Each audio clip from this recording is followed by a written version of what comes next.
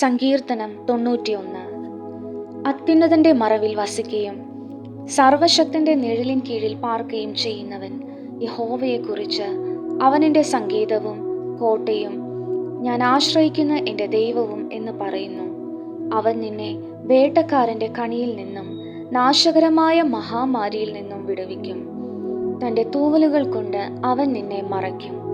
അവൻ്റെ ചിറകിൻ കീഴിൽ നീ ശരണം പ്രാപിക്കും. അവൻ്റെ വിശ്വസ്തത നിനക്ക് പരിചയം പലകയും ആകുന്നു.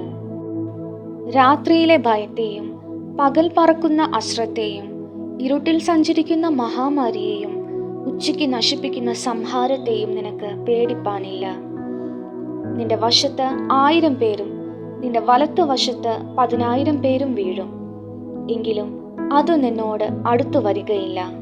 നിന്റെ കണ്ണുകൊണ്ട് തന്നെ നീ നോക്കി ദുഷ്ടന്മാർക്ക് വരുന്ന പ്രതിഫലം കാണും. യഹോവേ, നീ എൻ്റെ സങ്കേതമാകുന്നു. നീ അത്യുന്നതനെ നിന്റെ വാസസ്ഥലമാക്കി ഇരിക്കുന്നു. ഒരു അനർത്ഥവും നിനക്ക് ഭവിക്കയില്ല, ഒരു ബാധയും നിന്റെ കൂടാരത്തിന് അടുക്കയില്ല. നിന്റെ എല്ലാ വഴികളിലും നിന്നെ കാക്കേണ്ടതിന് അവൻ നിന്നെക്കുറിച്ച് തൻ്റെ ദൂതന്മാരോട് കൽപ്പിക്കും. നിന്റെ കാൽ കല്ലിൽ തട്ടിപ്പോകാതിരിക്കേണ്ടതിന് അവർ നിന്നെ കൈകളിൽ വഹിച്ചുകൊള്ളും. സിംഹത്തിന്മേലും അണലിമേലും നീ ചവിട്ടും.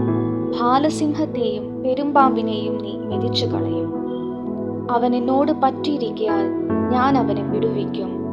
അവൻ എൻ്റെ നാമത്തെ അറികയാൽ ഞാൻ അവനെ ഉയർത്തും. അവൻ എന്നെ വിളിച്ചപേക്ഷിക്കും, ഞാൻ അവന് ഉത്തരമരുളും. കഷ്ടകാലത്ത് ഞാൻ അവനോട് കൂടെ ഇരിക്കും. ഞാൻ അവനെ വിടുവിച്ച് മഹത്വപ്പെടുത്തും. ദീർഘായുസ് കൊണ്ട് ഞാൻ അവന് തൃപ്തി വരുത്തും. എൻ്റെ രക്ഷയെ അവന് കാണിച്ചു കൊടുക്കും. ആമേൻ.